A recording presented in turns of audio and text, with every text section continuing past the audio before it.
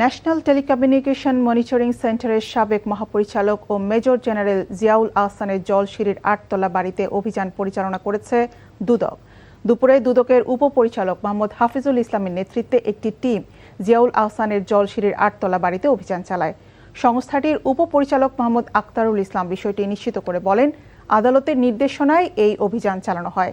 ২০২৫ সালের ৩ জানুয়ারি প্রায় ৪০ কোটি ৮৭ লাখ টাকার অবৈধ সম্পদ অর্জন এবং ৩৪২ কোটি টাকার অস্বাভাবিক লেনদেনের অভিযোগে জিয়াউল আহসান ও তার স্ত্রী নুসরাত জাহানের বিরুদ্ধে পৃথক দুটি মামলা করে দুদক।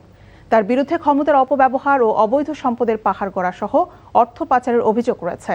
গত ১৯ আগস্ট গুম খুনের মাস্টারমাইন্ড, ফোন কলে আড়িপাতা, মানুষের ব্যক্তিগত আলাপ রেকর্ড ও ফাঁস করা সেনাবাহিনীর চাকরিচ্যুত জিয়াউল আহসান তার স্ত্রী, সন্তান এবং তাদের মালিকানাধীন ব্যবসা প্রতিষ্ঠানের ব্যাংক হিসাবের লেনদেন স্থগিত করে বাংলাদেশ ব্যাংক।